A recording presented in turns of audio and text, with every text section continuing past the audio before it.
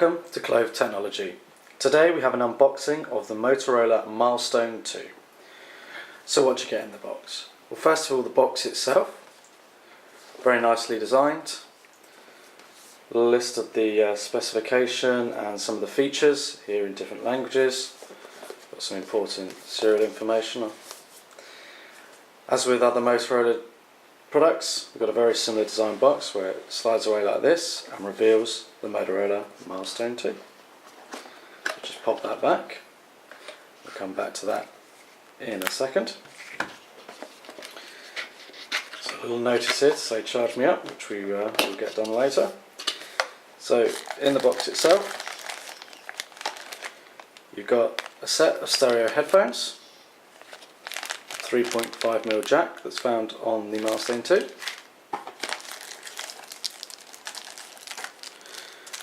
Then we've got the battery, which is 1400 milliamp hours. Got a solid metal back cover which clips onto the back of the device.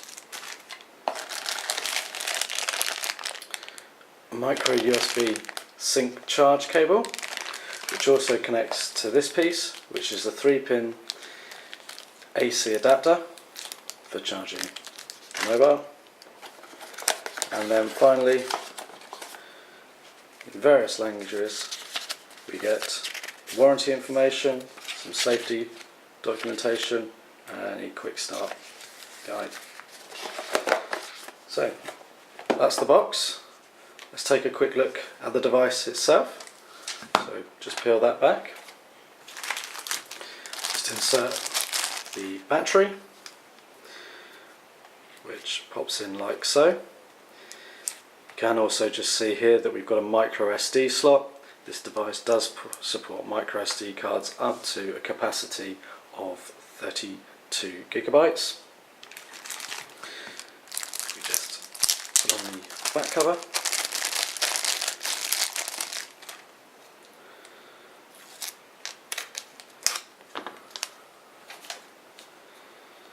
So simply push down, leave a small gap, press firmly, and it slides into place. So I'll just power this on and give you a guide to the device itself. First of all, we've got a 3.7-inch display. We've got touch sensitive buttons. On the base we've got the microphone. On the left side we've got a dedicated camera key button, and on the top we've got a volume rocker. On the top of the device we've got a power button, or also a lock button. We've then got a 3.5mm audio jack. On the right side we've got the micro USB sync charge port, and then if we slide the device out, what we do have is a 4-line QWERTY keyboard. It has a backlight. The buttons are soft to the touch.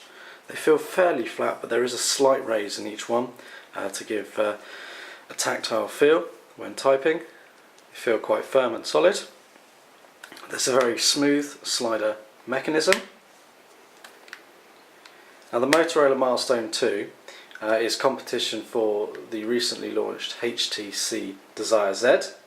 There are many similarities between the two devices, but there are also a few differences. So to point them out, firstly, on the Desire Z you have a Z mechanism slider, which is a little bit more difficult to get to grips with. The Milestone 2 certainly feels better when sliding. However, the Desire Z mechanism is said to be more reliable. Only time will tell.